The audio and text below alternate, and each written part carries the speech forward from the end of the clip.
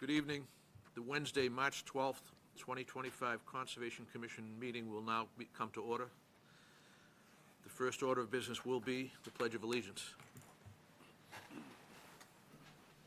pledge allegiance to the flag of the United States of America and to the republic for which it stands, one nation, under God, indivisible, with liberty and justice for all.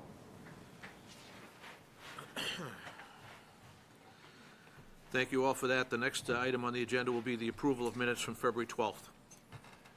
Yeah, I've reviewed these minutes for February 12th, 2025, and I move that we accept them as drafted.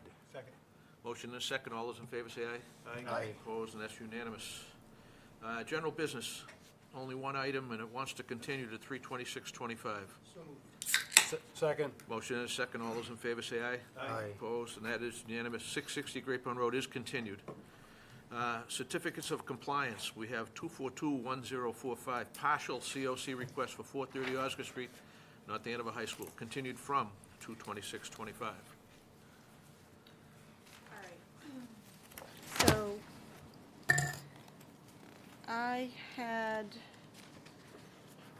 I provided the commission with my review memo.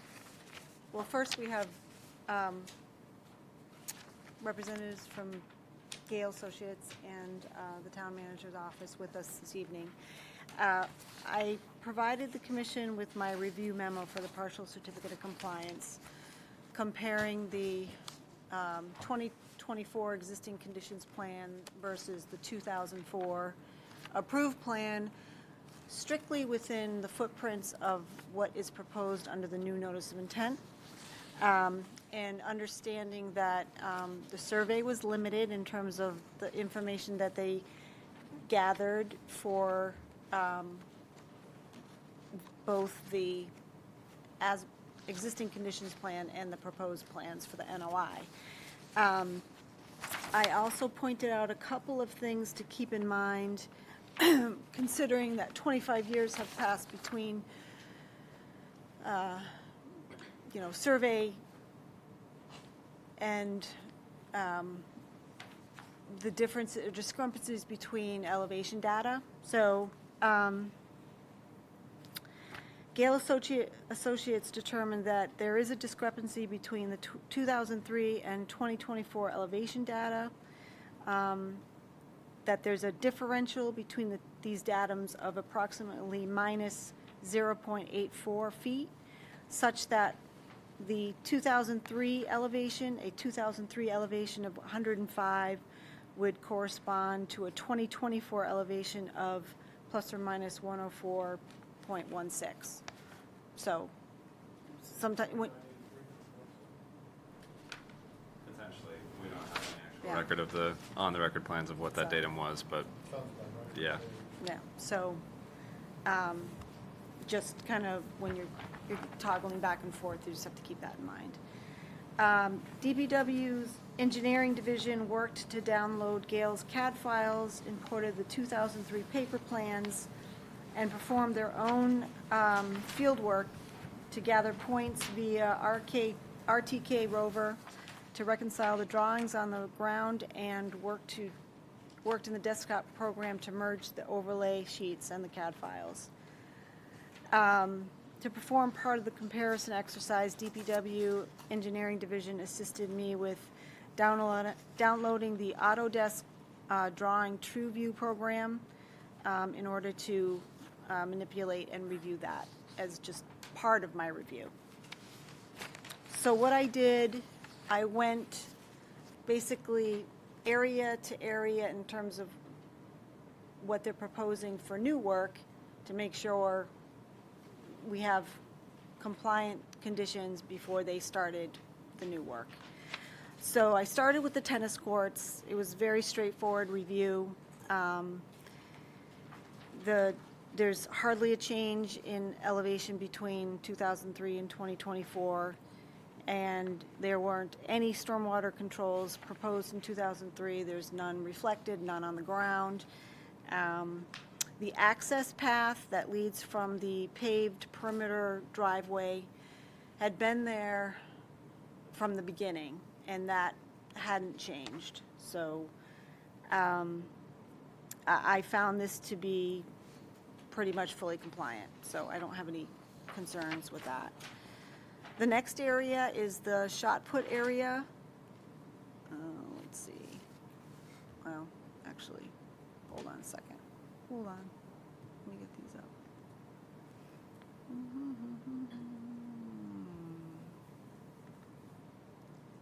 All right. So this is the shot put area.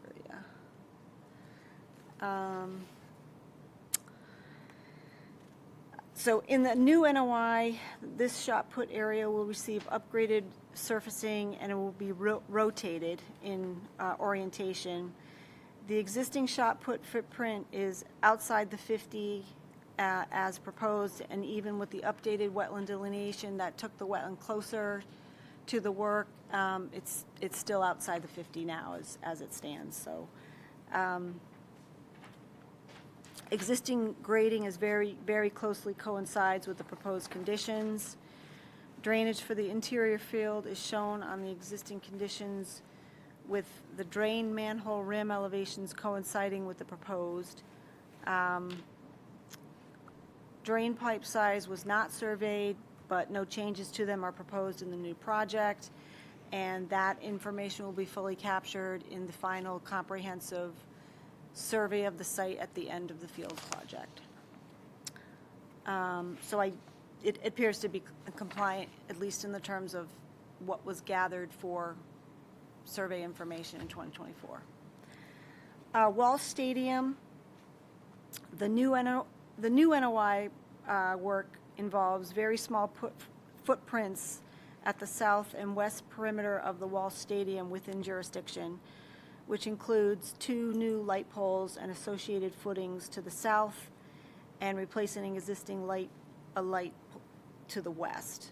Limited drainage survey was done for Walsh, but topo was taken. It appears that grading of the stadium field and the side slopes are consistent between 2003 and 2024. 1 drain manhole is on the as-built and coincides with the proposed plan as collecting field drainage. Its rim elevation was not provided in the proposed plans, but on the as-built it shows it at 104.43. So zeroing in on the footprints of where the light poles are going, that's the new work. You know, it appears to be in a substantial compliance, at least from an elevation perspective. And again, you know, that comprehensive survey at the end will capture the rest of the information. The baseball field, actually, let me do this. I'll do the other one here.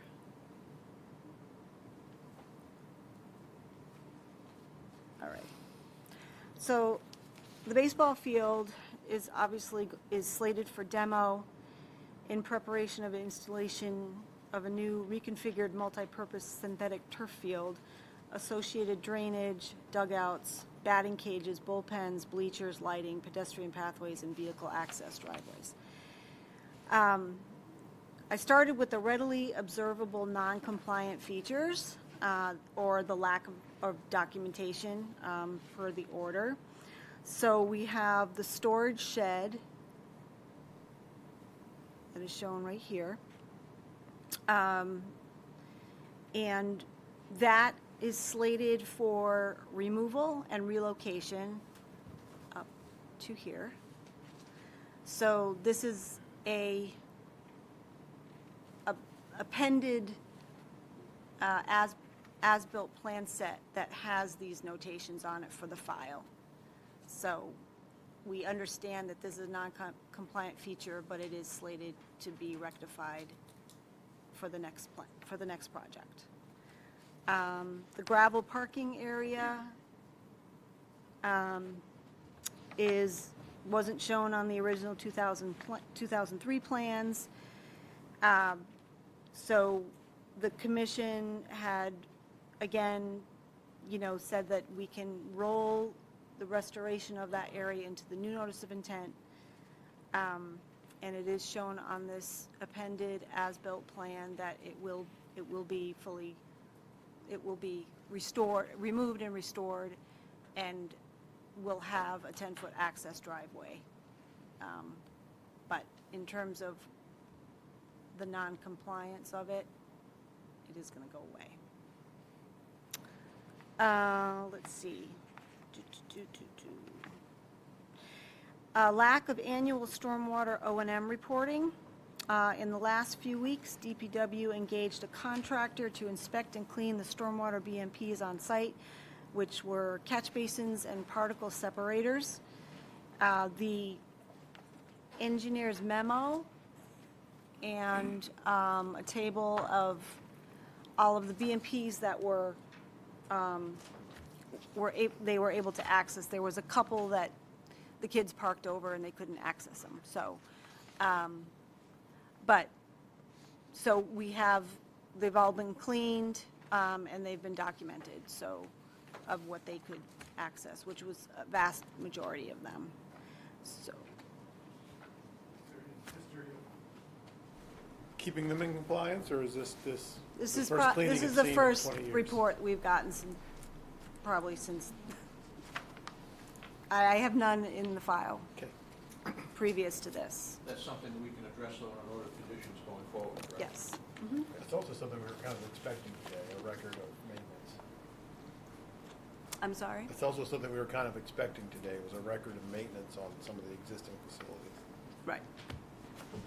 So, and so town engineer provided the company's invoice and their field notes, which I attached to, I didn't print them all out because I'd kill another tree doing that, so, but I No. did email it to you.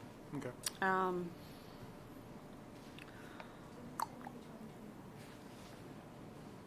They were done in 2021. I thought I sent that to you.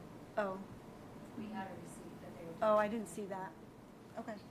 So, We have a, yes, that's correct. Yeah. We have a purchase order, more or less. Let me see here. was it, where, It's like 8. It was from the same company that went out and did it this time. was it part of a submittal package that you provided to me? No, I think, I gotta, if you continue, That's all right. I'll Well- track it down by the time we're talking here. Okay, that's fine. So, but I wasn't privy to that, so. Let's see. Okay, snow storage or stockpiling conditions. During the week of February 24th this year, I visited the property with town engineer and DPW staff. We had we had snow out there, so we could see what they were doing. There was three areas that were a no-no, but the rest of it seemed to be very reasonable and in line with a conceptual snow stockpiling plan that I don't believe ever got officially blessed, but so what we did was just go over the areas, and I think it's in your packets, I'm pretty sure, that, yeah. So we really delineated the areas that make sense for appropriate snow storage and inappropriate areas. So I think that updated plan makes a lot of sense, and I'm comfortable with it. So at least we have something that we can work with now, and it is incorporated into the plan set for the new NOI. Integrated pest management plan. I haven't gotten follow-up information on that, but I think that's something that we can fold into the new order of conditions for the fields, for the new fields. That's my recommendation anyway. Let's see. So that covers the obvious non-compliant issues. So I went to the plan review for the baseball area. Drainage, the 2005 survey picked up drain manholes and limited pipe sections entering or exiting the manholes in the footprint of the proposed work. and in immediate vicinity there too. The final comprehensive existing condition survey will fully address all drainage features. Per the attached red line sketch provided by Gale, the cluster of drain manholes are better deciphered with a particle separator having 2 manhole covers and including assumed pipe connections, which I can pull up if you want me to.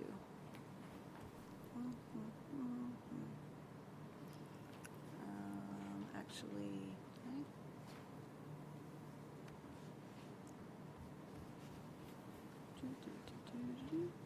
let's pull it up.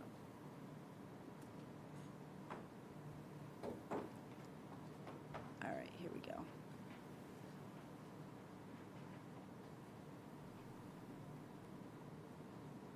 So it's this cluster we were talking about here, and then they provided some assumed pipe connections there.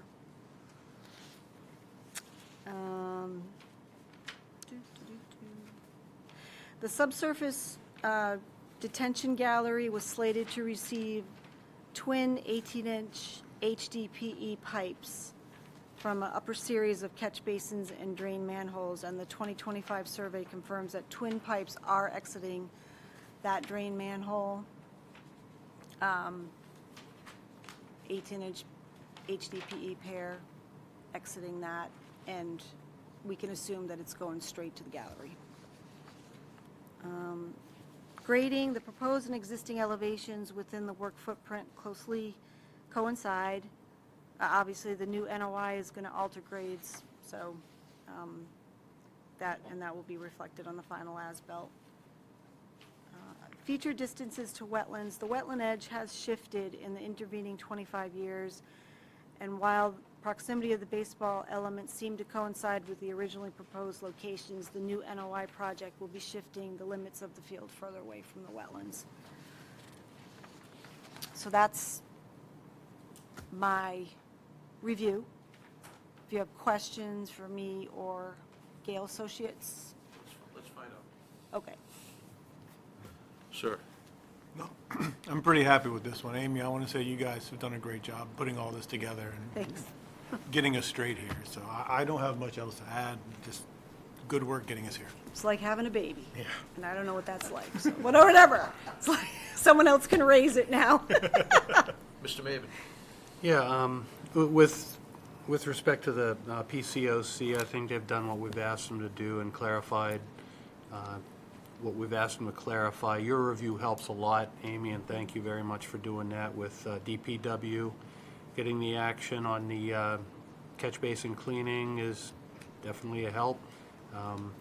But that'll be a condition in a notice of intent anyway, so yeah, I'm pretty satisfied.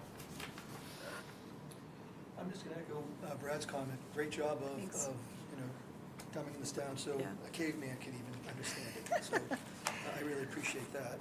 DPW was a big But one help. thing this caveman didn't quite understand, maybe you can help me. Tell me tell me a little about that 0.84 foot difference, and what does that mean? Does that mean something physically on the ground? Does that mean somebody's instrument was off?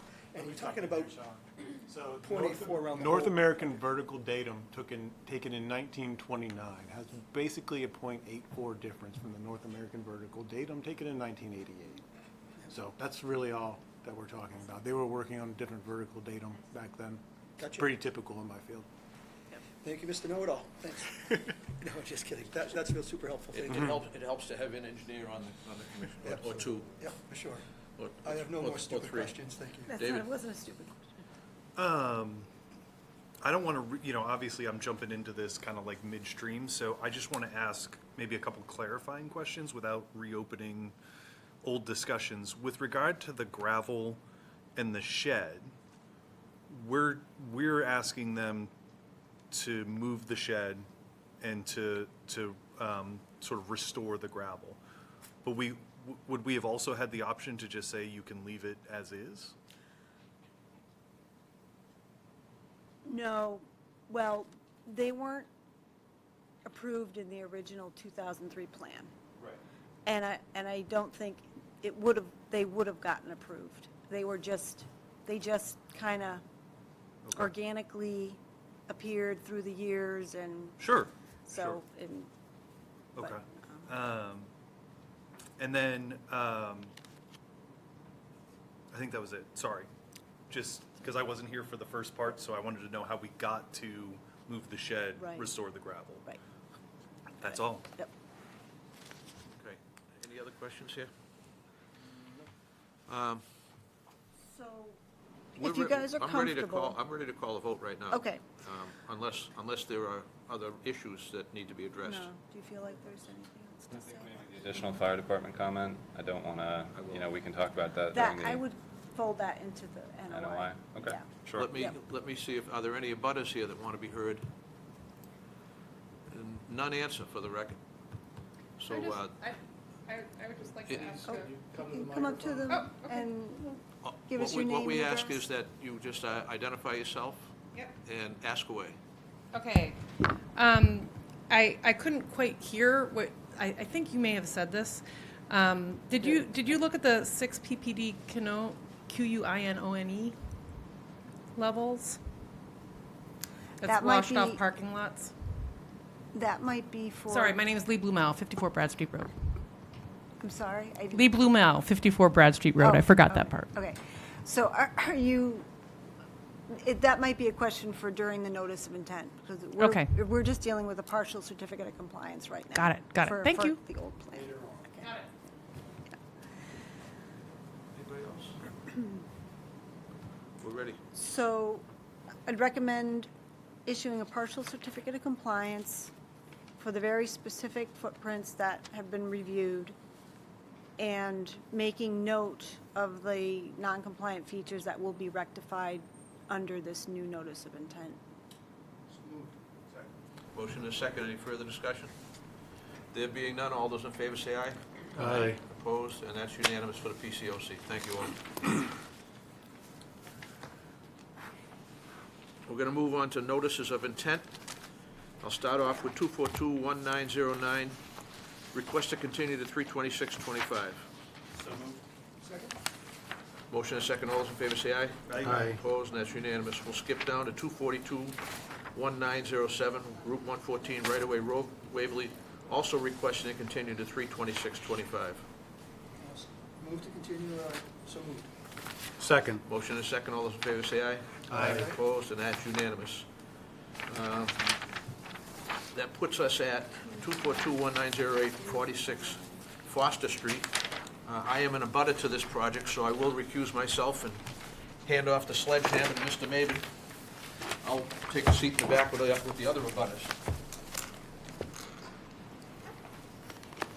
Whenever you're ready, Amy. All righty.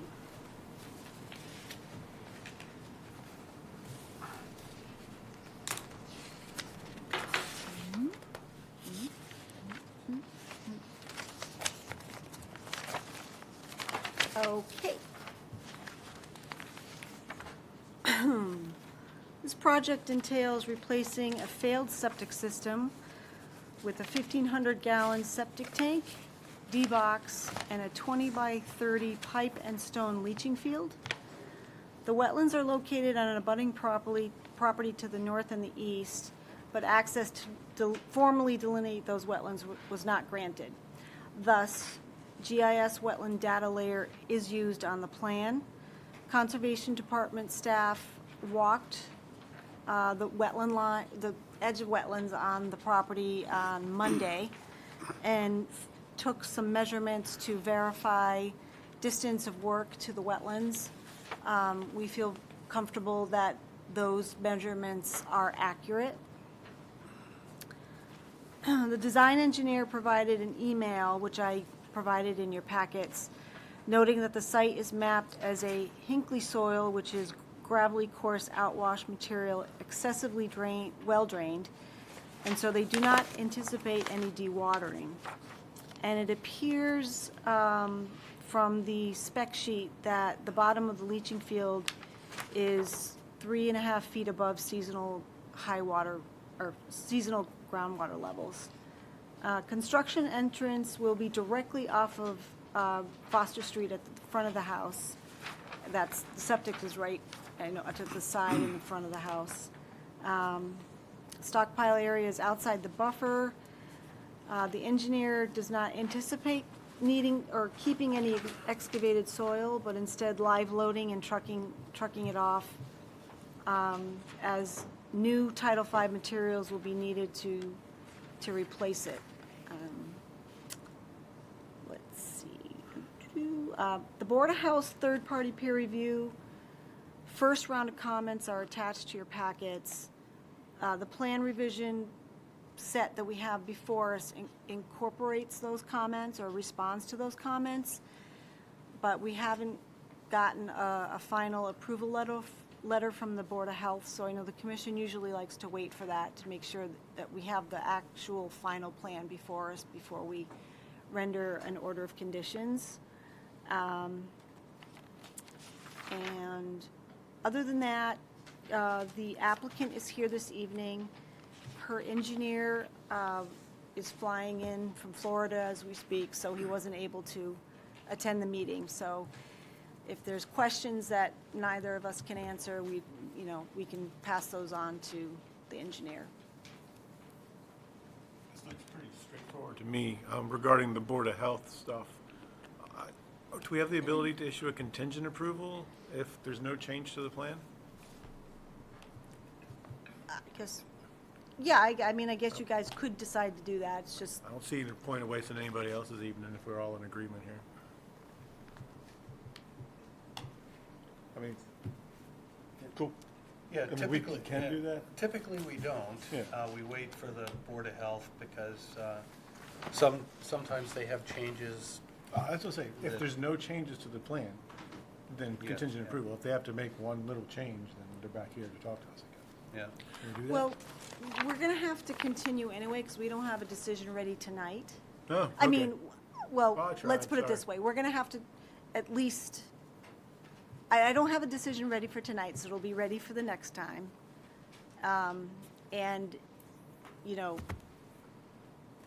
that, at least that, anyway. I don't know. Okay. But it's up to you guys. Any more questions, Brad? No. I guess just from I'm sorry, you were going to ask No, if that's okay. Yeah, I was probably going to ask the same thing you were. Procedurally, if we were to do that with that contingency, that there'd be no change, do they need to come back in front of you to do something? Like, how will you find out whether or not the Board of Health made a change? And will you find that out on your own, or will you have to rely on the applicant to share that with you? This really has less to do with your case than It's probably generally speaking. it's probably a combination. Whether I keep an eye out or Board of Health, it's actually in the online permitting portal, so I wouldn't be signing off on it, so I would be getting notifications that an updated plan was submitted, Yep. and I could look at that plan, You could, but that's something you'd have to affirmatively do. yes. So if you were having a bad day or whatever, say it wasn't you and somebody else was in your position, the applicant could move forward, and unless we picked up on it. Right. Yeah, so that might be the one. Is there any other risk to doing what Brad spoke about other than something like that? No, I mean, I guess if I felt uncomfortable with the change, You come I'd back in front of us. consult with the chair, Yeah. or they need to come back for a modification, Yeah. which seems silly. But I mean, it seems kind of,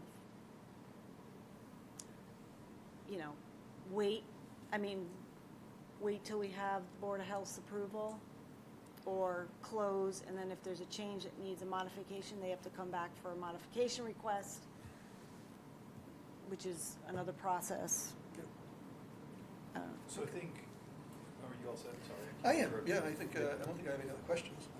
David? Yeah, I'm always fuzzy about the line between questions and discussion, right? So if I cross that line, let me know. But I think, just thinking about a couple of things that this brings up for me is, I think then maybe we need to make it clear to the applicant, like, hey, you've submitted this to us, we're not gonna consider it until we have the Board of Health approval, right? So I guess in a way, I'm asking the question of like, why is this on the agenda if we're waiting for the Board of Health? And then I guess second to that is, if we're not, and there's only 4 of the whatever of us here tonight, so I don't want to set precedent by saying, well, we're going to start doing these contingent approvals, even though I agree, Brad, with like the spirit of what you said. But I'm wondering, can we at least, since we've got the property owner and the abutters, ask any questions, hear any testimony, and then we can sort of table it until the next meeting, assuming we have the Board of Health, we could at least sort of pick it back up without having to make all the abutters and the property owner, I mean, they could still come, obviously, but like, you know, we've sort of got, we're establishing a record, if you will. So those are, I guess, questions and discussion, so I apologize, Mr. Chairman, if I'm out of order, but. I think those are good points, especially for a new commissioner like yourself. Just to address the first one, I think we try to expedite things in this commission by doing parallel reviews. Board of Health, Planning Board, Conservation, and we try and move it down as fast as we can. We are typically the last ones to approve, you know, because spatially it's very significant to the wetlands, as you know. So that's why we do it, and I think for tonight's hearing, we do need to continue anyway. I believe we need to, once we close, we need to issue a decision within 21 days, and we need to comply with that all the time. And where there isn't a decision ready tonight, which typically there isn't, you know, we want to make sure that we comply with that guideline. And then now that I've wasted time by trying to save time. No, and then yeah, exactly. But then, you know, as far as public input and deliberations, that's why we're doing this. Right. Yep. Yes, absolutely. Okay. So my ignorance got me somewhere, I guess. no, it's good to discuss. So This is a good. Just as a thought, oftentimes this will end with, you know, Amy saying, this, you don't have, if there's something comes up, you need to be here next time, I'll let you know, otherwise you don't even have to be here. True. True enough, yeah. So to get back to the point then, I guess, is we're back to, does anybody have any questions about this plan? Right.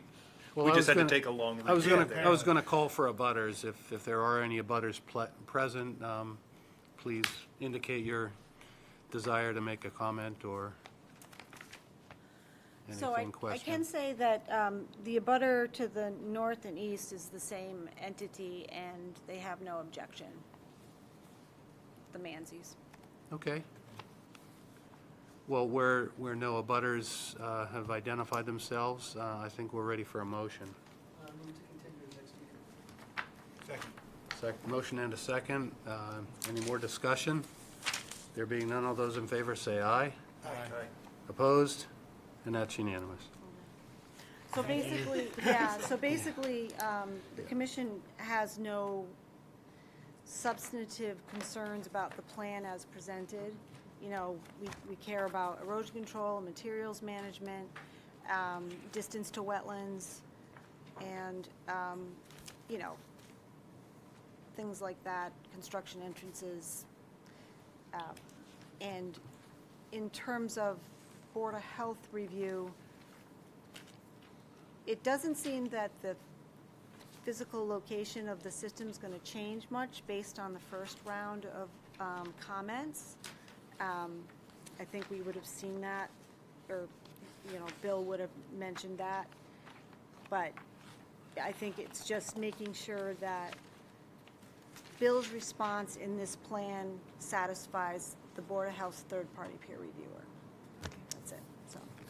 Can we tell her that if nothing substantive changes here, that she doesn't need to pay her engineer to come back in a couple Right. weeks?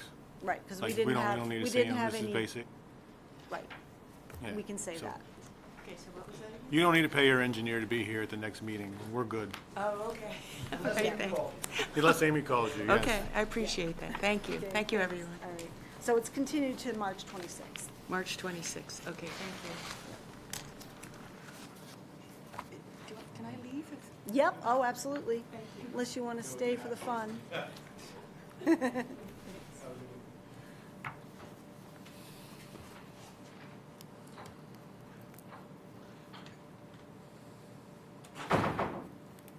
Good? Ready? Huh? You ready to go? Yep. Okay. 2421906, 430 Osgood Street, North Andover High School, continued from 2/26/25. This is a notice of intent. Did you guys continue Morningside? Yes. You did? Morningside's been continued. Okay. And You We did, also oh, you continued did that already? 114, yeah. Okay. We're trying to stay a step ahead of you. Okay. How we doing? All right. Okay, so since the last meeting, a glut of information has been submitted. We have revised plans, actually a second revised plan based on planning board, so that was on the 11th? 10th. 10th, okay. So revised plan, boring results are submitted. EPA and third-party technical papers on artificial turf fields have been submitted. First response to the stormwater third-party peer review has been submitted. We have responses from Gail in response to conservation staff and conservation commission questions, responses to the planning board questions, and fire department comments on the gravel driveway. So, construction specifications were also provided.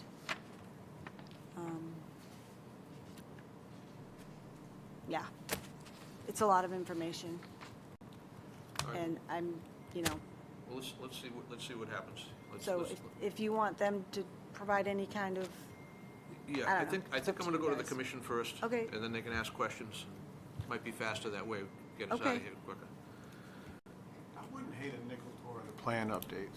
You wanna see an update first? Just the plans, I don't need big speak, but just, One I nickel want to tour. see like the turnaround, Yep. get that up on the screen. okay, Do you want me to yeah. share it, Amy? Sorry. That's all right. That's why we ask. We're doing it. That's Let why me- we ask, let yeah. me go.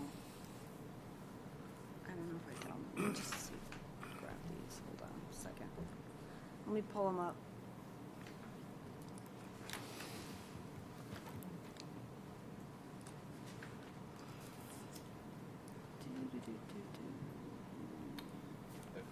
If you could pull up the planning board revised set, because the changes are Yeah, very that's minor, what and I I can was- talk through what the changes are between the set that we submitted with the March 3rd submission of this commission, and the changes between that and the planning board plan set, which are very minor in nature, so.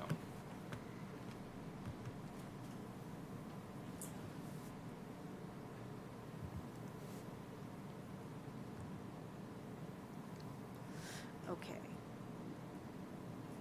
Is there a specific sheet? Yeah, if you go to C101, I think we can start there.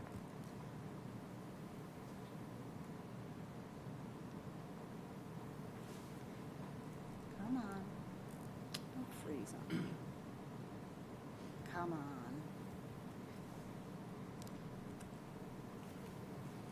There we go. Phew. Perfect. Thank you.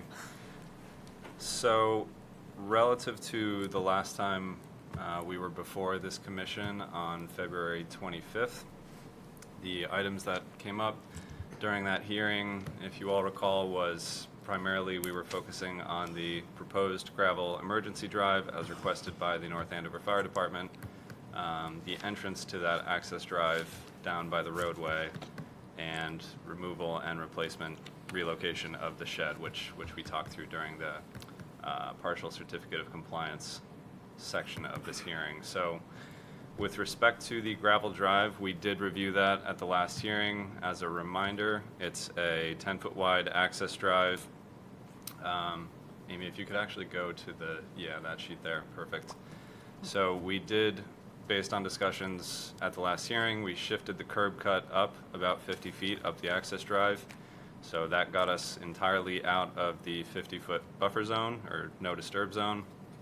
And we have a vehicle gate, we have limited timber guardrail on either side of that gate, up to the points, down to the left where you hit the vegetation line, and to the right where you start to get into the slope of the existing hill. So pretty much the intent of that timber guardrail is to block vehicle access anywhere other than through that gate.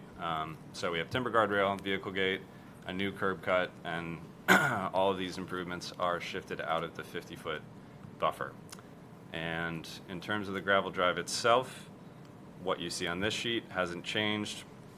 What we are proposing is that we install no mow signs along the southwest side of that drive, and we're going to use a wetland seed mix on that entire side of the drive. So in your entire 50-foot buffer and whatever is left between that and the driveway will be a wetland seed mix, no mow, and that drive will effectively act as a barrier sort of between the standard loam and seed mowed areas and then your drive, and then an area that is intended to be let fallow.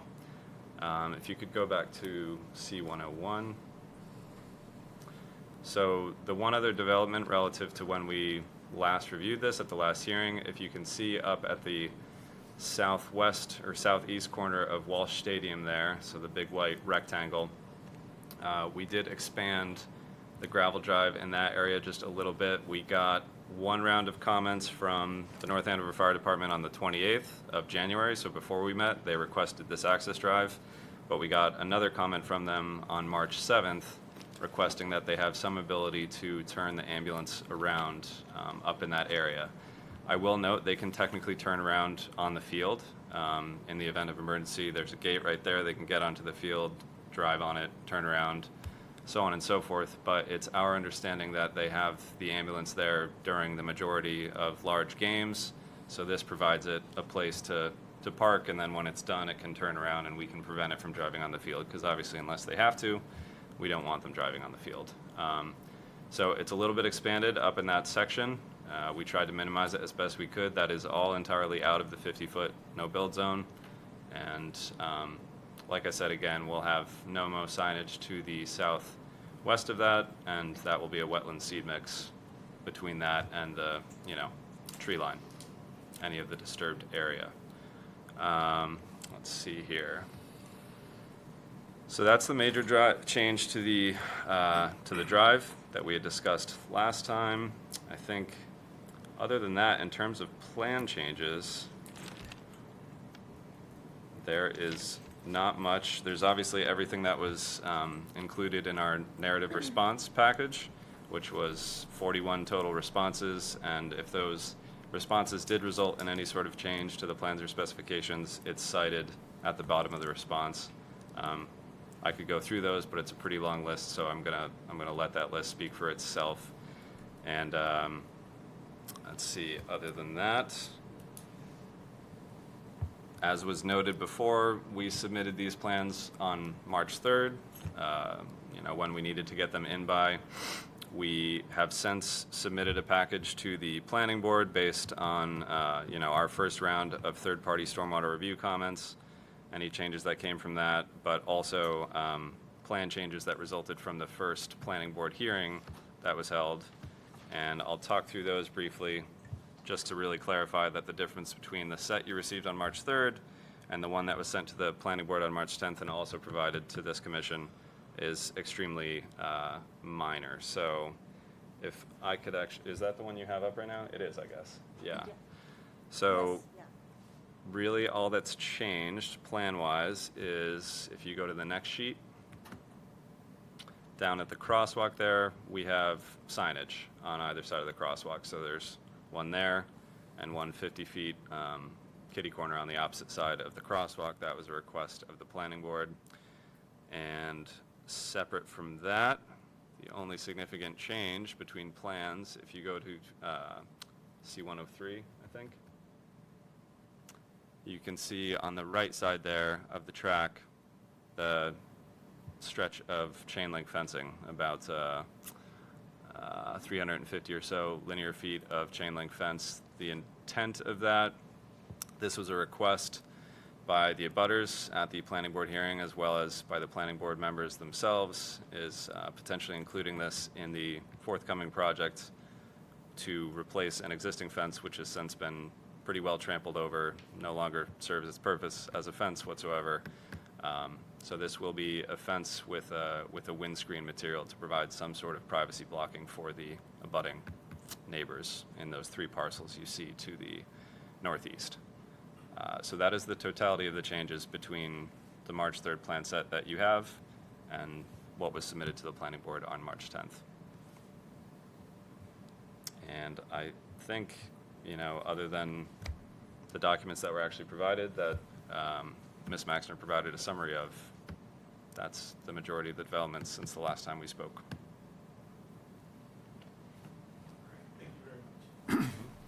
So I guess I'm very good with the plan. It looks like a great plan. And the only issue I really carry is the crumb rubber, man. I don't love its use right down by the wetlands. What measures have you seen to prevent tracking of that stuff off the field?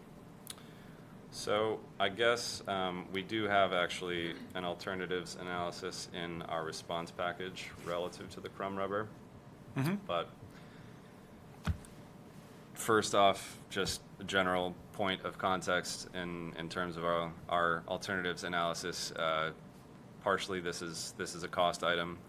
To switch to the next best infill, next best alternative option would be a cost increase of anywhere to from $250,000 to $500,000 on top of the current budget, depending on which infill was chosen.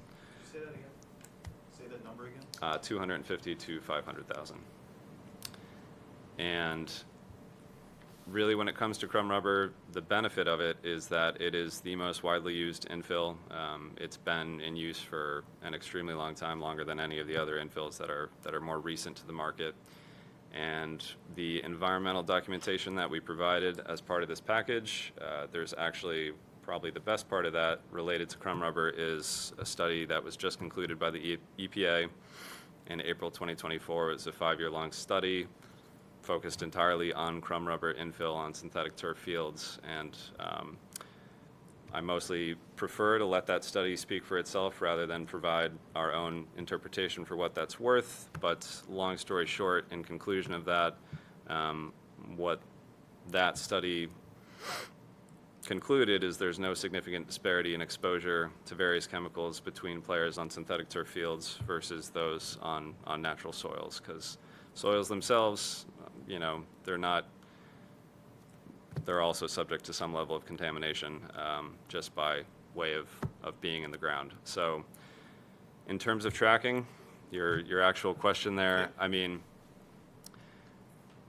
tracking, I think some amount will probably happen. It'll probably get on cleats. I think an important point of note here, if we can go back to the baseball plan there, is that student athletes will be coming from the school and they'll be accessing the field in those upper gates for the majority of the time. There is no reason for athletes to go south of that towards the wetlands, especially with this gravel drive and the changes we're making there. Like I said, that's going to be a no-mow area with a taller unmowed wetland seed mix grass for at least a 50-foot buffer to the actual wetland. So foot traffic will be going to the north primarily, and in terms of the field itself, it's a pretty well closed-in system. We have our 15-inch concrete curb around the entire perimeter, and especially once the infill has been down for more than 2 months, you've had a few storms, it's been exposed to the elements, it gets pretty well padded down, and in our experience, sticks pretty well within the system. Okay, I've read that EPA report, and I largely agree. I have no fear of my daughter playing on that softball surface in a few years. That's going to be fine to me, but that's really not my jurisdiction. Mine is the wetlands. And the tracking is the part that's near and dear to my heart, getting its ability to get off the field and then down into our wetlands where it's going to break down. That is my fear. And so us keeping people off of that parking area, that's going to become paramount with this plan. And despite the nice little parking lot it looks like we built there at the end, that I know you had no choice when it comes to the fire department. Yeah, I mean, I think we are creating a buffer zone that does not currently exist there, with some additional space and buffer between the wetland itself, NOMO area, and the idea is that there will not be foot traffic down in that location. They'll be guided, they'll be coming from the school and going back up to the school. I guess what I'm saying is, this is a plan that I agree with. I like it if it works properly. Where I have issue is our town's ability to maintain it to what it needs to be. I understand this has very specific grooming requirements. If you got to groom it every 2 to 4 weeks or something like that, that's It all depends in on the use O&M level, plan. yeah. And I've seen how we treat our fields and what we let happen to them, so that is my concern here. So I think we need to have some vehicle to at least monitor migration of this stuff towards the wetlands. I don't want to hold up the plan. I think I'm going to approve it, unless one of you guys comes up with something else. But I'd like to see something to make sure that this crumb infill is not getting towards our resource areas. It sounds like an item that would be conditioned. I think so. Okay. You good? I'm good. Mr. Maben? Yeah, I mean, following on that line of reasoning, migration of the crumb rubber specifically is a major concern for us. Specifically at the, behind the backstop of that baseball diamond that is closest to the wetlands. It sounds like you're implementing some best practices to contain that. Could you give us a little more detail on what specifically and where specifically that 15-inch curb is going to be?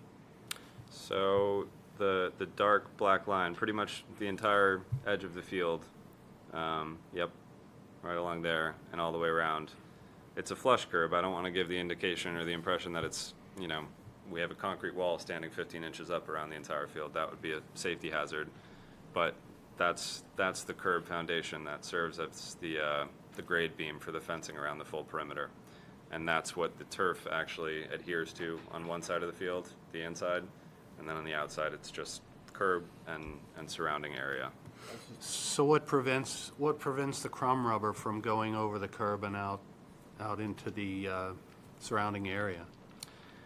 It's, again, in our experience, it is a pretty well self-containing system. The infill itself is a little bit below that curb around the perimeter, and especially when you're considering where the actual areas of play are, the majority of which is going to be far away from the curb in the actual baseball diamond itself, in the softball diamond, in the multi-purpose field. So for the most part, they are away from that area, but They definitely are, but I still don't understand how the curb prevents migration of the crumb rubber off-site. I can't say definitively that, that it's a perfect system. There are potentially How does it options. slow it down? I'm just not getting a visual on it, I'm sorry. No, that's fine.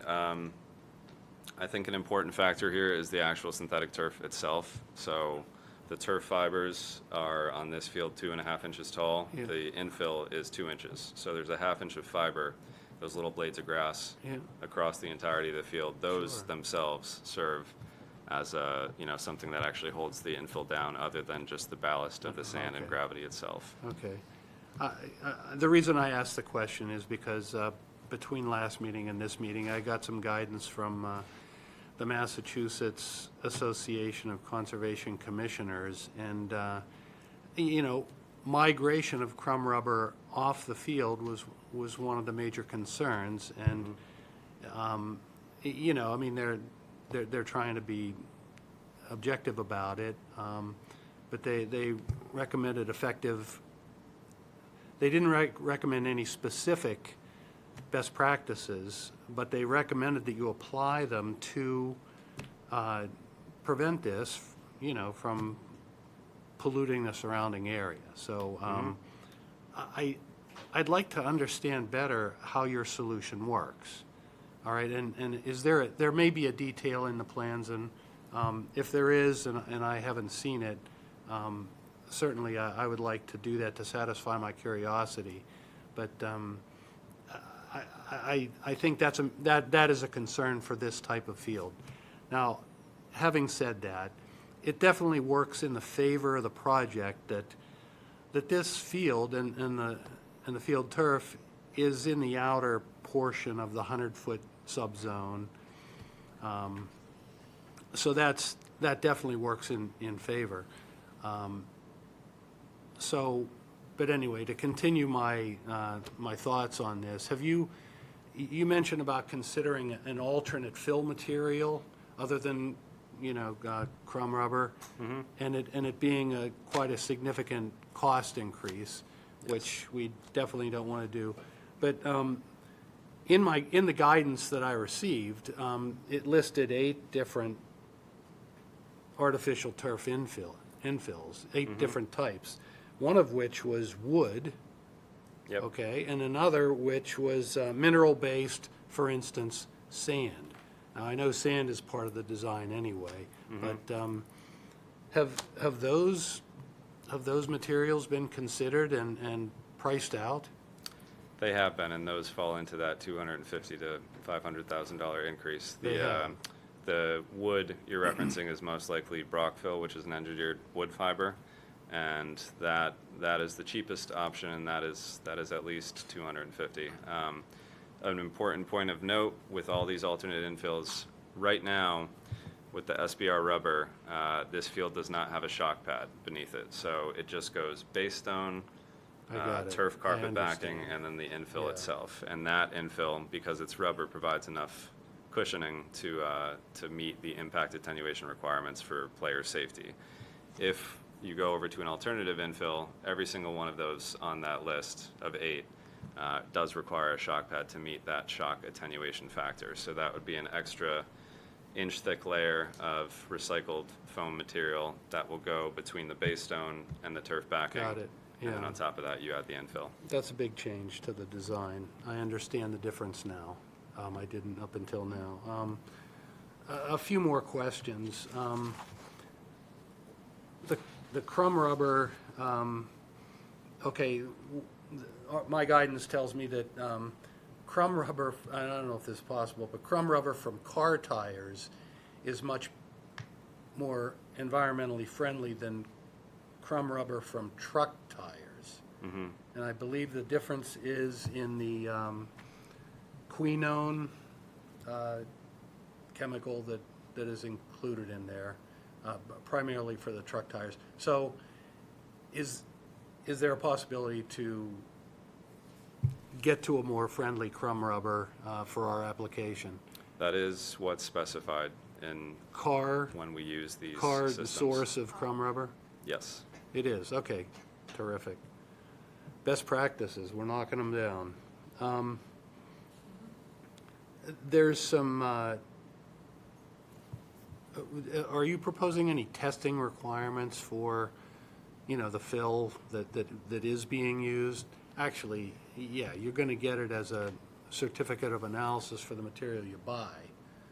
Yeah, Right. we'll get cut sheets and material Yep. information for approval, correct? Yeah, we'd like to know that ahead of time if we could. If you have them now, please include that in the NOI.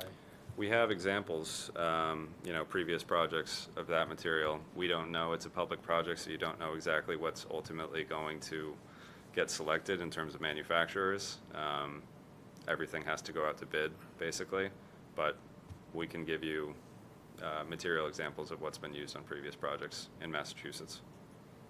Well, I think I can get that. But regardless of that public process, we'd still get automobile tire, not Yeah, truck, it needs right? to meet, our specifications set the guidelines Okay. of what the material needs to meet, but then whether that material comes from supplier A, B, or C, that's all part of the bid process.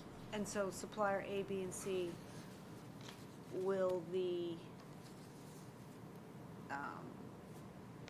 is there differences in the chemical makeup between those suppliers?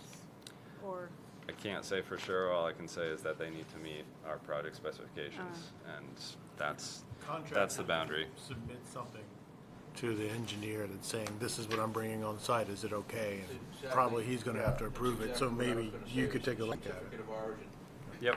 for the material, Yep. demonstrating They provide compliance with what will likely be a condition.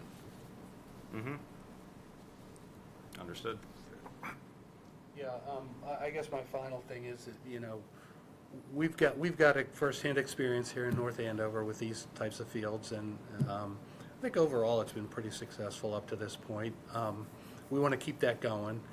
However, we do want to use best practices. We do want to do the best we can in terms of materials, installation, and maintenance of this thing. There was a study done by the town of Arlington specifically on field turf applications, and it was done in 2023 into 2024, and the report was to be issued. Well, the initial report was to be issued in the springtime of 2024, so it should be out there. And I haven't reviewed that, but I fully plan to, and you know, we should do it together to kind of find out what the best practices are, and you know, help us make a better decision on this. Mm-hmm. So that's on my radar, and so I just wanted you to know that any specific recommendations we should consider, you know, in this application. Yeah, I think ultimately that sort of thing, you know, we would expect to see something in conditions. If you're looking for direct recommendations from us, there are options out there. There is you can basically put like a small section of windscreen mesh netting on the fencing at the base, maybe just at that side of the field. Yep. As one option, as sort of a retaining system. That's something we've seen and done plenty of times, and yeah, if you're looking for recommendations, we're happy to provide. Otherwise, we'll wait for conditions, but we'll work with you either way. Yeah, I just Yeah. want We'd to, like you know, that. include all this good guidance in our process up to now, so that's all I have. So that's all to say that we would take recommendations. Okay. Yeah. Okay. Well, if I can speak I mean, now. if you don't ask, they're not going to give until we ask, right? So, Ask for condition. well, but to know before we close would be nice, just to No, know. I agree with you, but Anyway, okay, go on. Sean? Amy, last meeting, did we discuss maybe a fence between the wetland line and where that? We did yeah. discuss that, yep. Yep. That was something that was expressed as desirable, Yep. yes. Yes, so we did, our hope tonight is that we can, in lieu of a fence, provide that signage and no-mow area, and basically make everything southwest of that drive not something that people would be walking in regardless, you know, taller vegetation that's uninviting.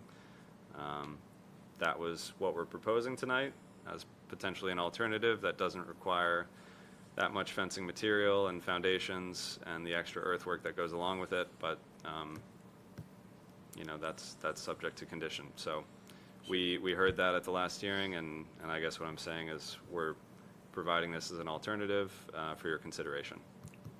Thanks. I'd prefer to see a fence there because I think a fence serves a couple purposes, and one is just to help stop debris from going in that area, which was the genesis of the question I had. Excuse me. So my thought is having a fence there helps prevent debris and trash from going into the wetland, which is the reason why I brought it up the last time. Not just people, but just because you have bleachers there. People, you know, the wind blows stuff in that direction. Probably not going to help with the rubber, but at least it will help with some other materials. So that's my only thought. You good? Good. Sir? Not to rehash everything that's already been said, but let me just make sure my understanding is complete. So you have designed, and I believe I saw somewhere in here, a peer review of a stormwater system to make sure the water flows off the field away from the wetlands? We, as part of the planning board site plan review process, third-party stormwater review is required. We received those comments, I don't remember the exact date, but we have since provided our initial response to all those comments and any associated planner specification changes. We provided that to the planning board on the 10th and also a copy to this commission. Correct, but so the system is designed to flow stormwater away from the wetlands? It is primarily designed to infiltrate. Got it. It's the turf is, turf backing is, has a very high infiltration rate, and then you have base stone beneath that, and then just existing subgrade beneath that. So for the most part, the system is designed for infiltration. Okay.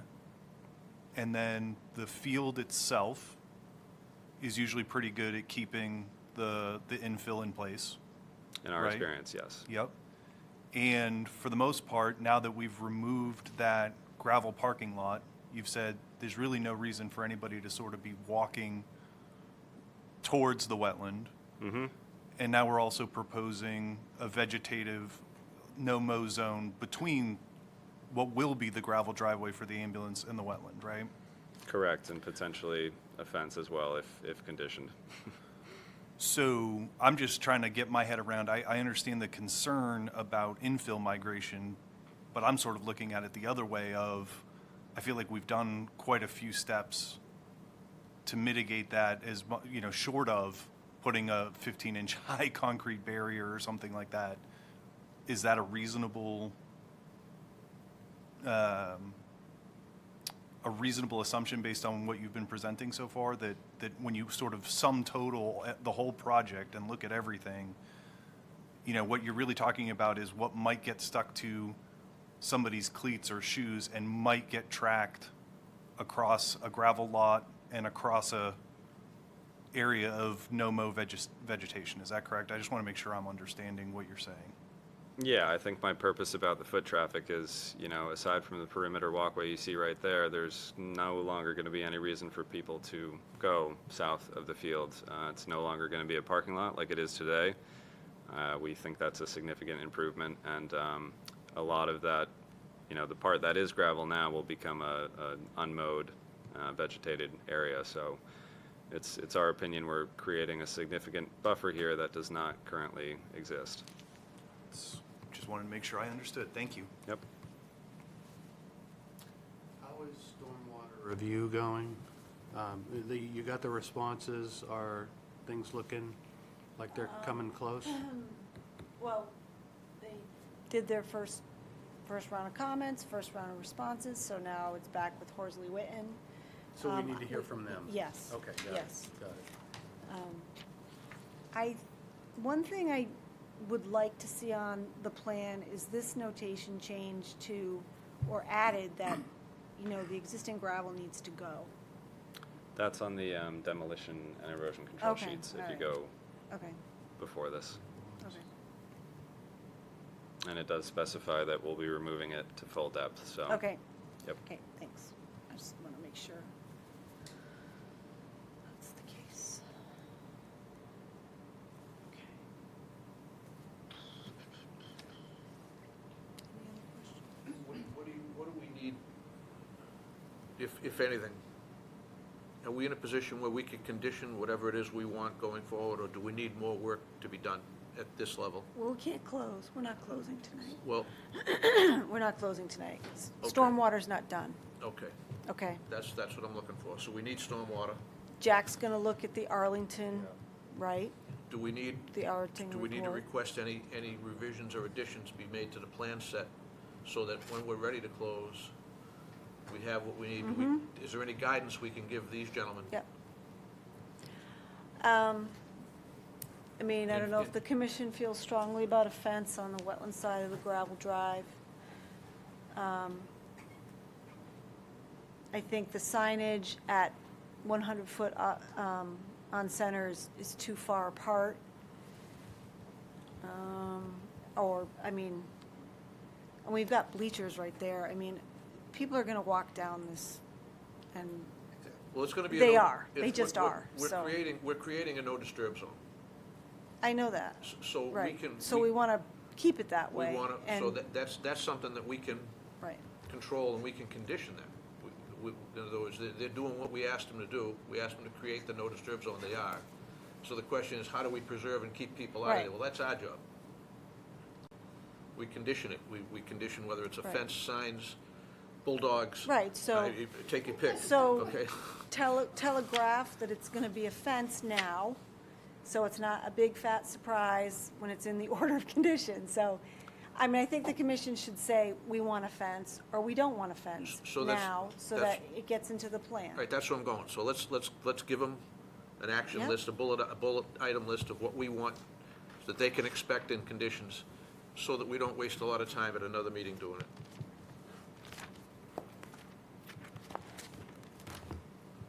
And why don't I start with the commissioners? and Okay. See what, you get a wish list here, Mr. Engineer, whatever you want. Like I said, the biggest thing I want to prevent is migration of this thing and some sort of ability to monitor it.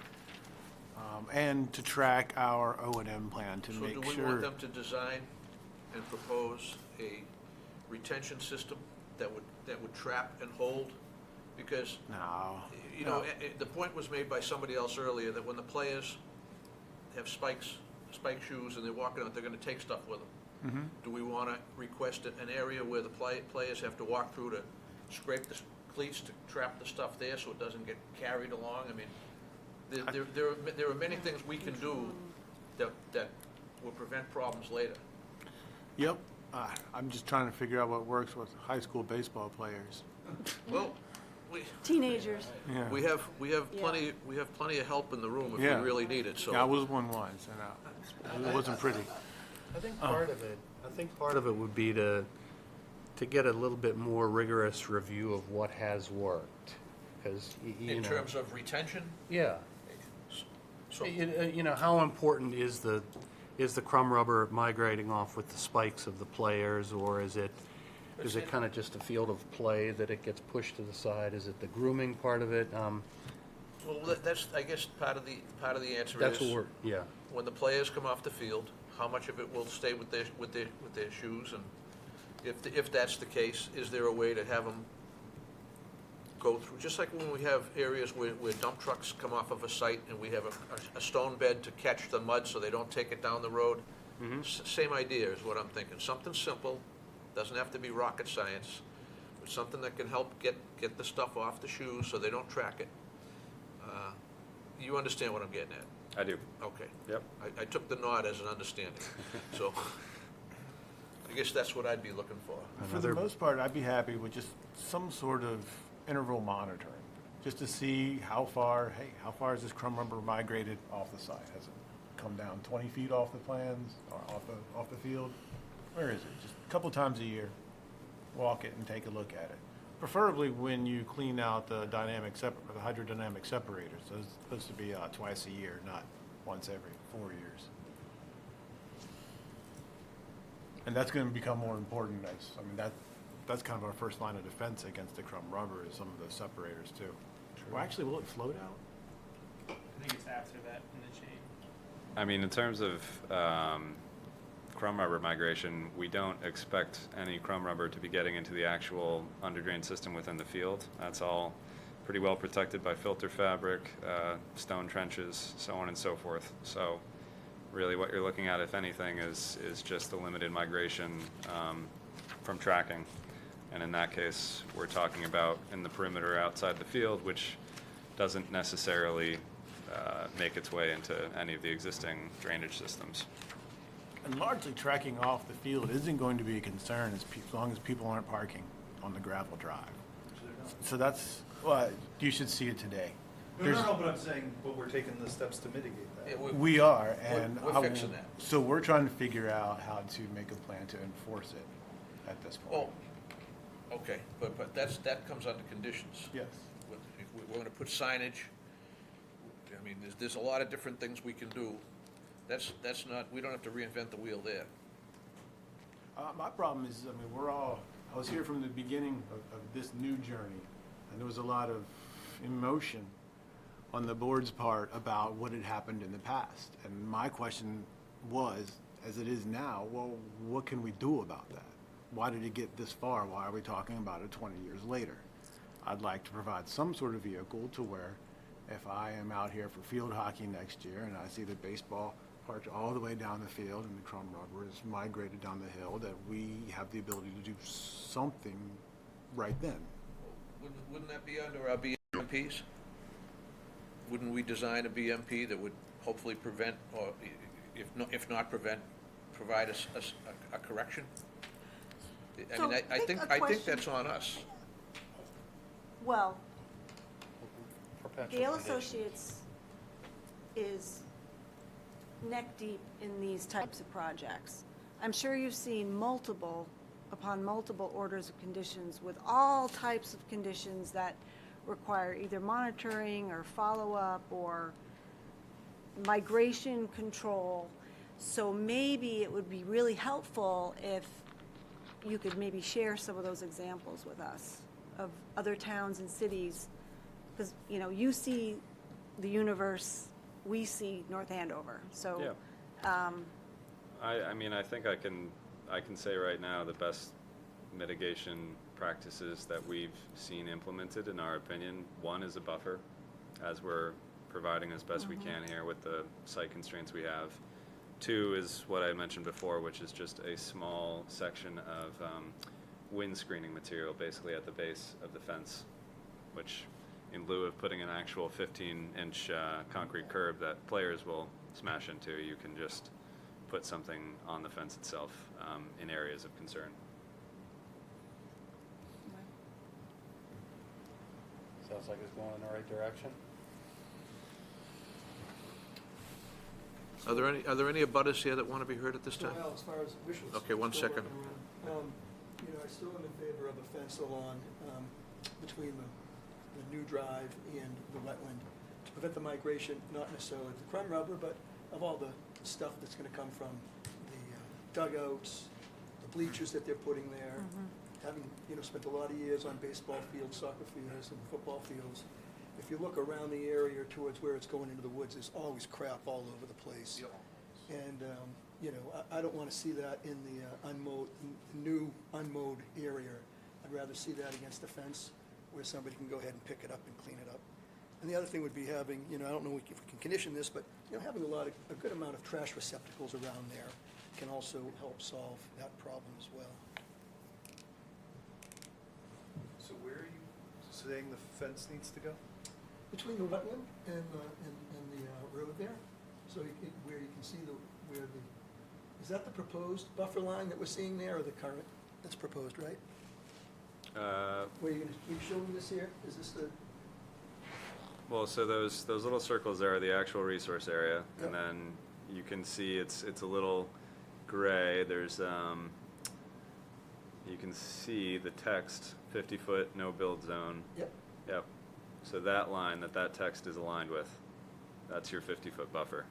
But I know you said you're going to put up a no mow for a certain distance from where the wetlands are currently, correct? We were proposing that along the gravel drive every Yep. 100 feet or so, but I suppose if we are ultimately going to put a fence there and thus prevent any mowing equipment from getting back there to begin with, we might not need that signage. So that was my thought on that.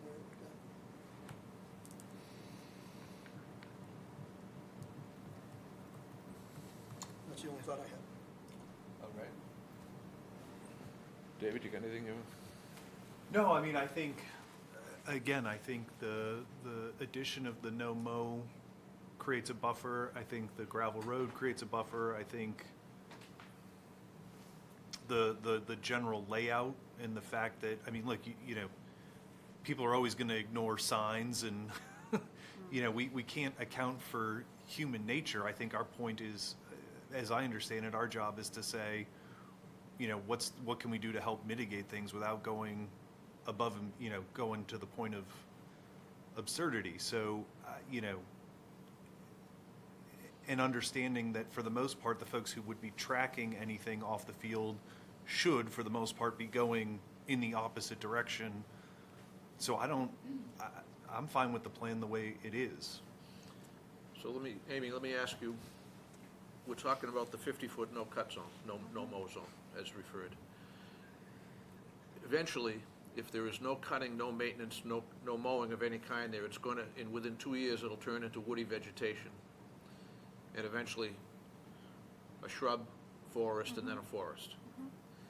Is that our intention, to have that happen, or not? Because if it's not, if that's not our intention, then there's gonna have to be some controlled cutting during the year, the same way we authorize open field cutting in town, in areas where we don't want woody vegetation to take over. So that's something that I think we have to think about in that area in terms of maintenance.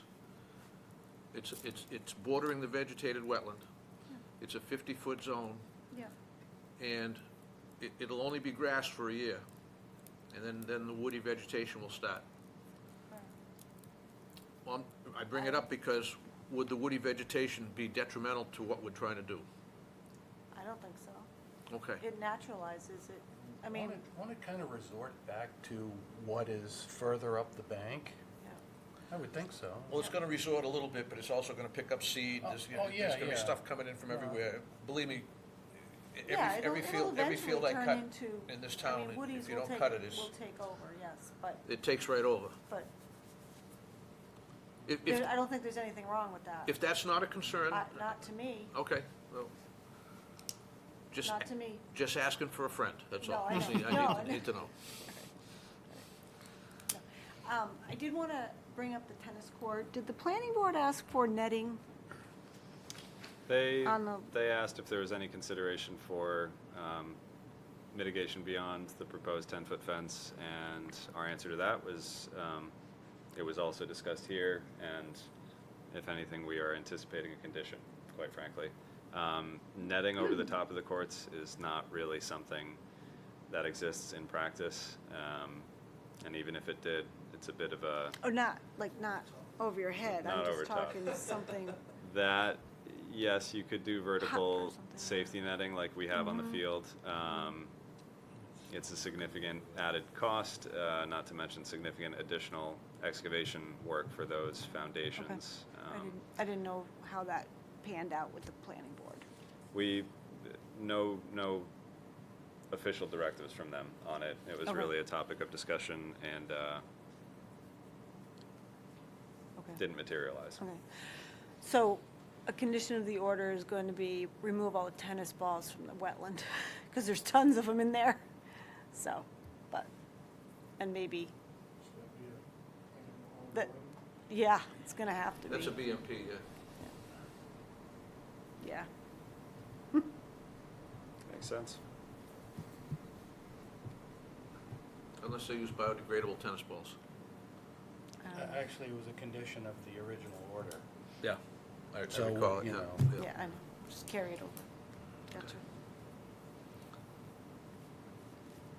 Anybody else on the commission have any questions or comments, ideas, concerns? If not, I'm going to ask for public comment at this time. Anybody want to get up and speak? Yes, ma'am.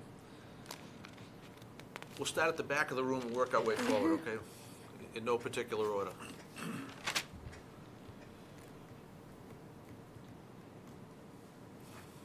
I'm Melinda Perone, and I live at 65 Meadowwood Road. And I want to thank Ms. Bursloff and also Mr. Nugent for all the work that they've done for the town, and also the commission as well for all the great work that they're doing. I was recently out at Cedar Brook, and Rocky Brook, and Fish Brook, and they're absolutely beautiful, absolutely gorgeous. You have to excuse me here. My son Tim plays on the high school baseball team. And so, and he likes artificial turf. He really does. So I see there's a conflict here because I'm here not for the students, not for their well-being, but for the Kachikowig Brook itself. I know that the town wants to give the students the advantage of playing on wonderful fields. We have the football field and we have the track. But I think that as a mature community, we need to think about what we place right next to Kachikowick Brook. If we were going to place this on the other side of Wire Hill, if there was a proposal for that, I don't think there would be much of a question. But that we're putting it next to Kachikowick Brook, I think we've used that brook for so many years and then ignored it. And we don't have many abutters for Kachikowick Brook.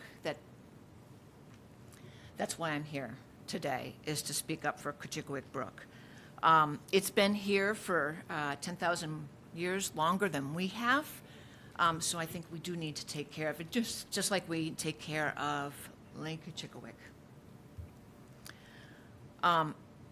The town has, of course, their bylaws, and subsection 190-2 says that we have to protect Kachikowick Brook. So there's a number of things besides the crumb rubber that I'm concerned about. If the crumb rubber does not migrate down, why would we need a windbreak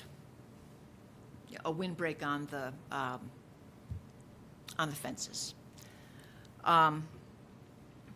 If water passes over that crumb rubber, which has something like 32 different chemicals in it, where is that water going? Our water runs to the lowest point, and the lowest point in that area is Kachikowick Brook.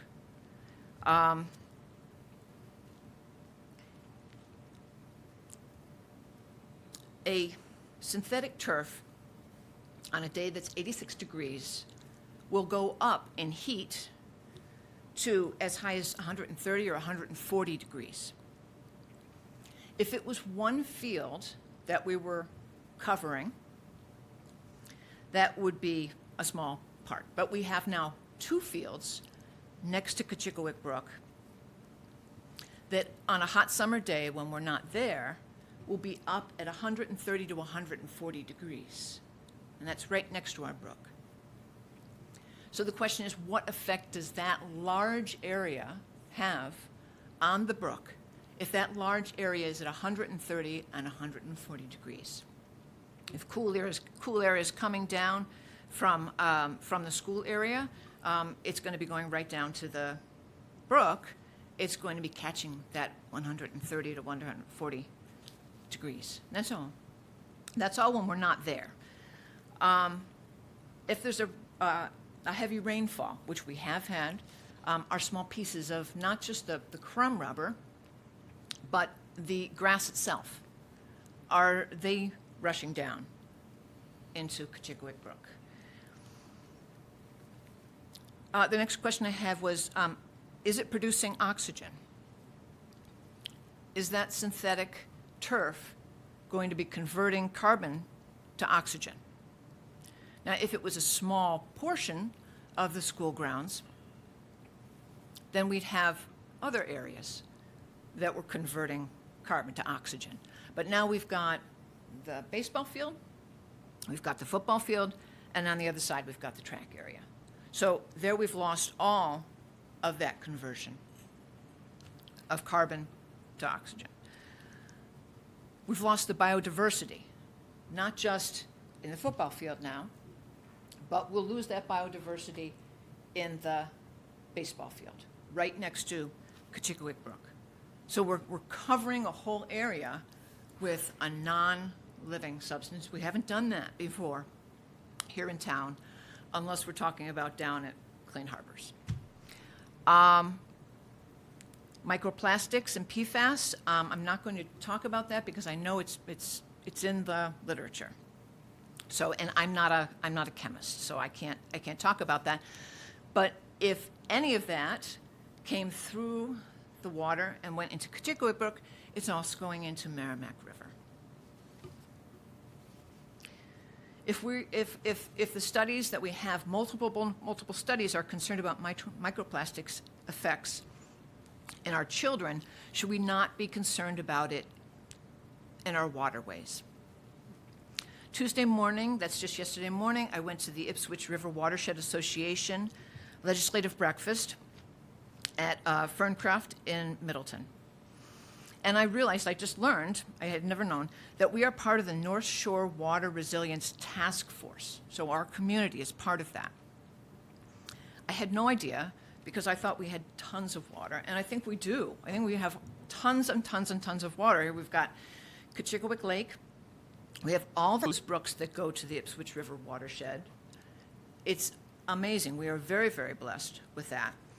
And I know we take care, and the community here, the commission takes care of Lake Kachikowick very, very well. But I don't want us to ignore Stevens Pond and Kachikowick Brook, and particularly Sutton Pond. I'd like everyone to think of Sutton Pond as well, because that is really so far away from Kachikowick Brook now. And it is, Kachikowick, Lake Kachikowick, and it's really receiving the negative effects that we're doing to Kachikowick Brook.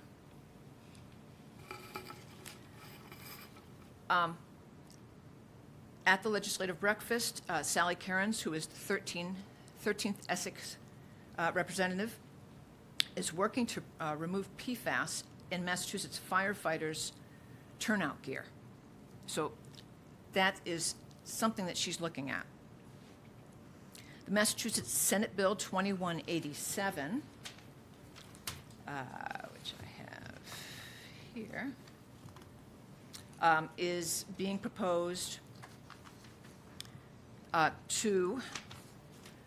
it's an act prohibiting state and municipal contracts for the purchase and installation of artificial turf fields.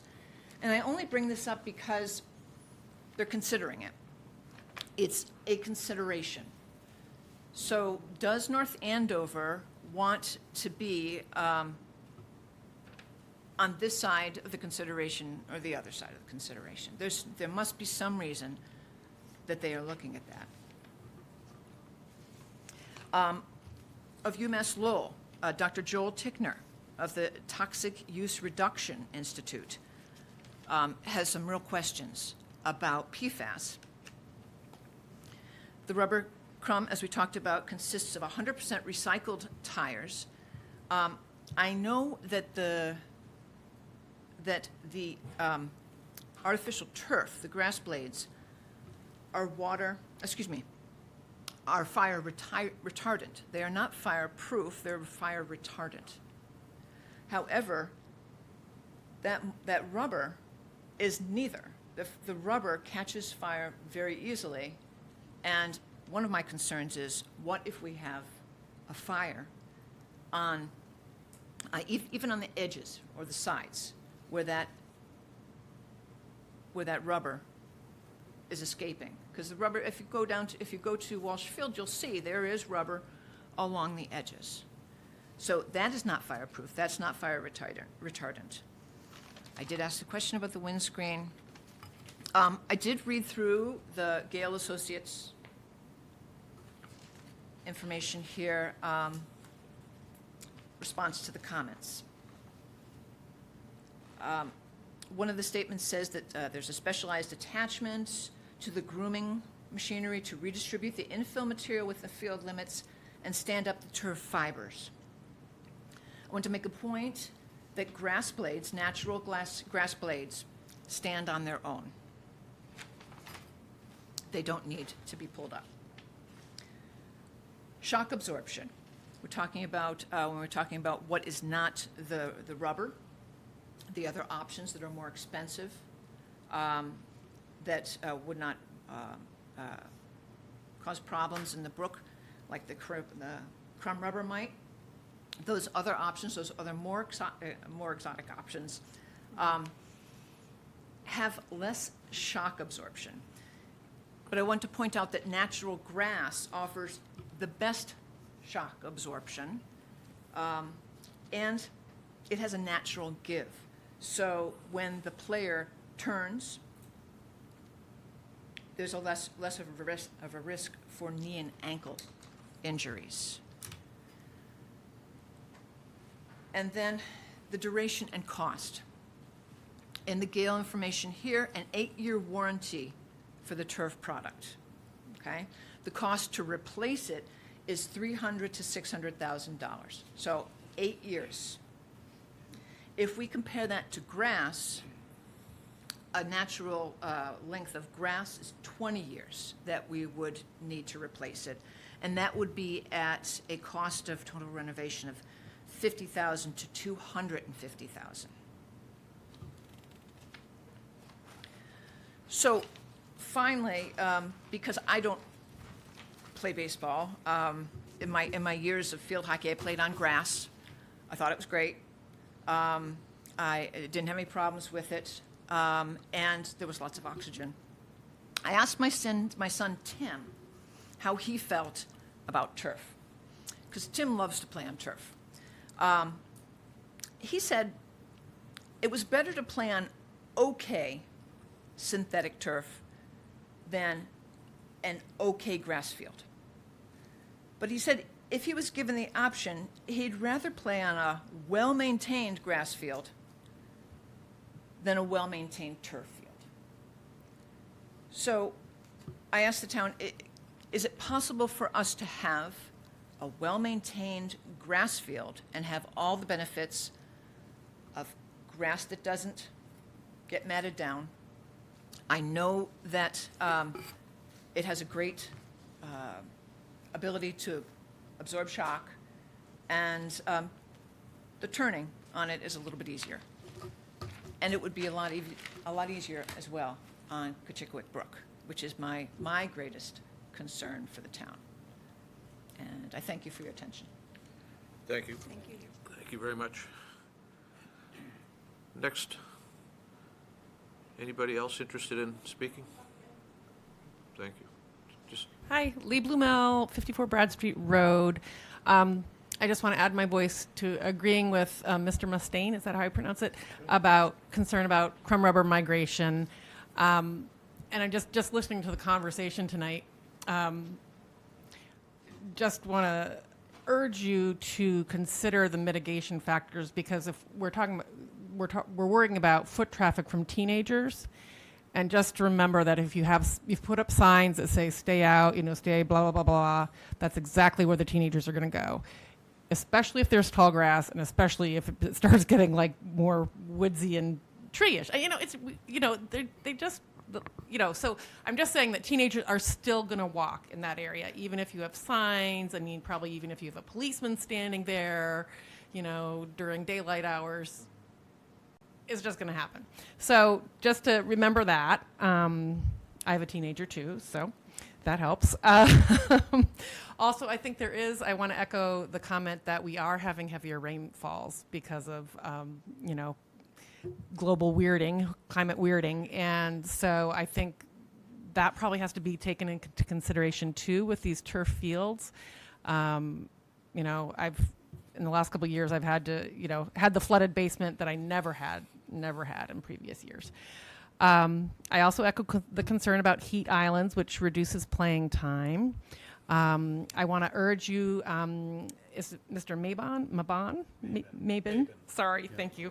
I would be really interested in seeing what that study from Arlington says as well. And I think that'd be really interesting for the whole commission to see that, and for Gage Associates to see that as well. I'll share that one with Amy.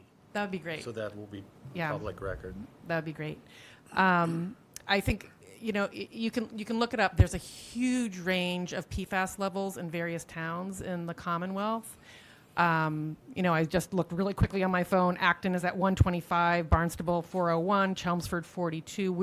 North Andover is really good right now.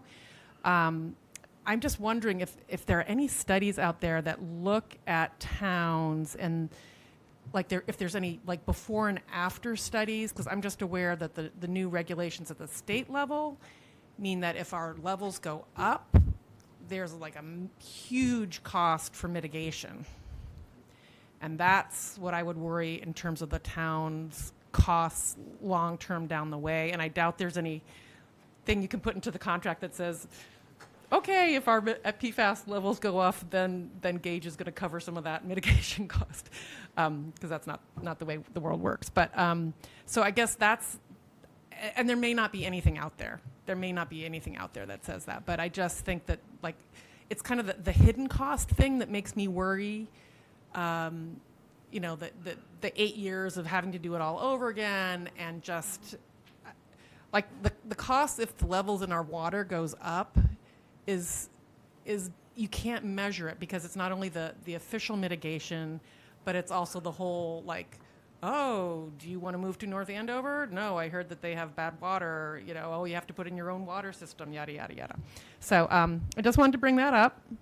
And just echo the concern about microplastics, which are proven to be endocrine disruptors, which means they're messing with the hormones of our kids. That's what endocrine means. They're hormonal disruptors. So they have particular impact on teenagers and kids. And so that's just a concern that I have. And you know, I think it's kind of like smoking. You know, in 10 years, we're going to know a heck of a lot more than we know right now. And what people assume is really fine, you know, we're probably going to find out, oh, you know, there were reasons for certain shifts in society that were happening that had to do with kids' endocrine systems and hormones. And, you know, there are studies about how many plastics we all have in our bodies. You can look it up. It's really creepy how much plastic we each have in our brain and in our bodies. It's really, you're looking at me like, are you crazy, woman? No, I'm not. I'm kind of horrified. No, that's a look of horror. Sorry. You can look it up. They're doing. I'm sure. Anybody can go get like, tested. I'm not getting tested. I don't even want to know. No, but no. know, it all depends on how much fire retardant furniture you had in your house, and how many times you scotched your shoes, and and if you were a firefighter, you're really in trouble. Hate to say it. I'm also one of the firefighter chaplains, so it's a special concern to me, the whole PFAS thing, and that's my piece. Thank you. So thank you for listening. Thank you for addressing, and we appreciate your input. I think at this time it's appropriate to continue this hearing, since we cannot close. I believe we've given the applicants enough information to go forward and answer more questions. Yeah, I think if I could just clarify sort of plan change direction so we can get ahead of that, and, you know.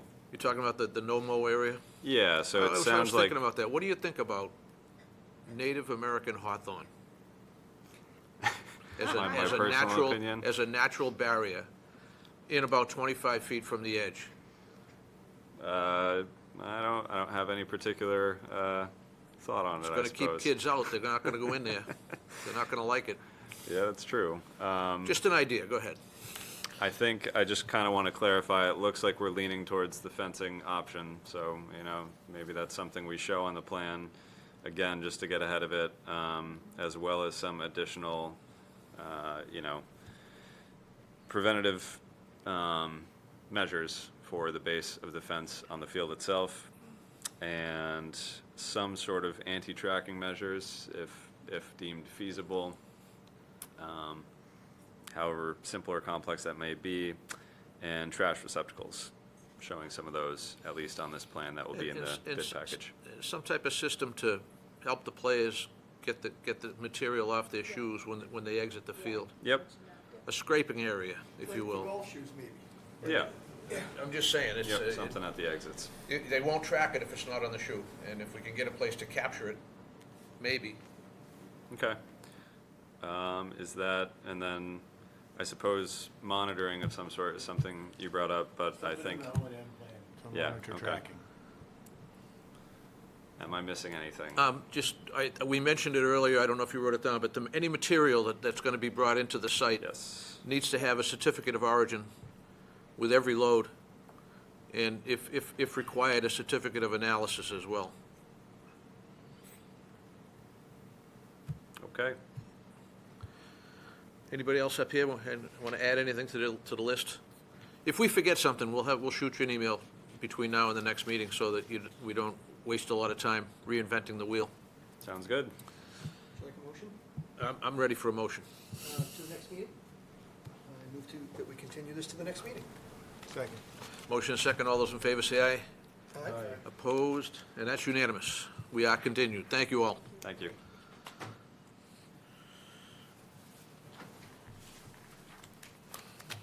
We are at the enforcement order violation section of the agenda. We have 80 Chestnut Street down for a follow-up on the enforcement order.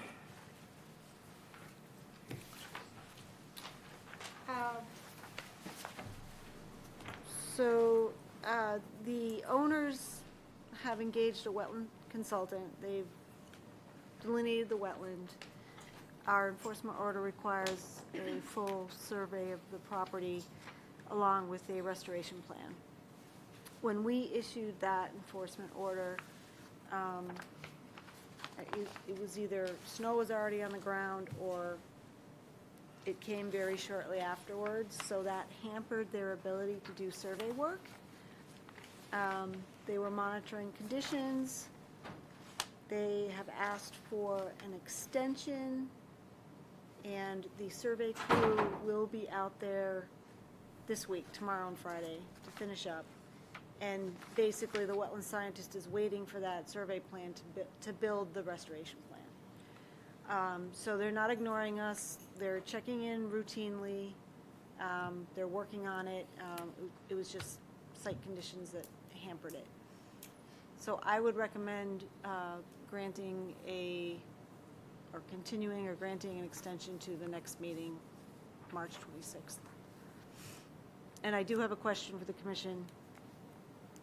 So they're also proposing a pool with a cabana, and I'm sure, a whole bunch of hardscape. I asked that the whole kit and caboodle be placed on that plan as well, relative to the buffer zones, that we know, does that have to have any permitting? I suspect they're going to try really hard to stay out of the buffer zone with all that stuff. And so I know they're anxious to get the building permit in for the pool. If it's all out of the buffer zone, is the commission comfortable with me signing off on the building permit? Are you satisfied with the line, the delineation line? I actually haven't gotten out there to look at it yet. Because that would be my first, personally Yeah. speaking, that's my first Well, priority. right. Say, is the okay, line. so if I'm comfortable and I make no changes, and their pool project is out of jurisdiction, Let's find out. But if it's out of jurisdiction, it's out of jurisdiction, right? yeah, but I'm just letting you know this is coming my way, and I don't want to do something. I just want the commission to be aware. You're saying it's gonna be outside of the 100? I will bet they're going to try really hard to keep it out of the 100. Keep it out of the 100? Right. All right. So. I mean, I would make them cordon off the edge of the 100-foot buffer zone. So- That would be my, So same answer. It all Okay. hinges on the line. okay, The whole All right. project, if, It's out of the 100. okay. Yeah, but I mean, the only way we know if it's out of the 100 is they gotta hang those little flags. Yep, But if it's jurisdictional, we definitely need to see all the structures that absolutely. might be within Right. our jurisdiction, the 100-foot subzone, Right. and, yeah. Yep, okay. No questions, sir? Okay, so it sounds like Just wanna- guidance. Just want to make you aware of that. Okay, Do you need a motion to extend? yes. So moved. Second? Motion is second. All those in favor say aye. Aye. Opposed, and that is unanimous. Thank you. Last on the agenda, as far as I see, is 242-1878 30 Ann Road. This is continued from 2/26/25. So, this enforcement order was issued in response to non-compliance with an order of conditions that involved the house connection to town sewer. They went ahead and did the work with no pre-construction requirements being met. And so our order is requiring them to meet those and re-engage their design engineer. They have done that. I have follow-up communication with the design engineer. I talked to him over the phone. He has provided an update email. He's back on board. He's going to help the homeowners walk through addressing all of the requirements of the enforcement order. His schedule is such that he just get anything together for this meeting, and asking for continuance to the March 26th meeting. They did pay the bond the next day after the last meeting, so they're being attentive. So I would be inclined to grant that continuance. Do you feel that any other measures are necessary at this time? Recording anything? Or are you satisfied to take it to the next meeting? Let's take it to the next meeting Okay, and see how they do. all right. Ready for a motion, guys? Motion continue. Second. All those in favor say aye. Aye. Opposed, and that's unanimous. I don't see anything else on the paper. Did I miss anything? Nope. Motion to adjourn. Second. All those in favor say aye. Aye. Opposed, and that's unanimous. We stand adjourned, Mr. Director.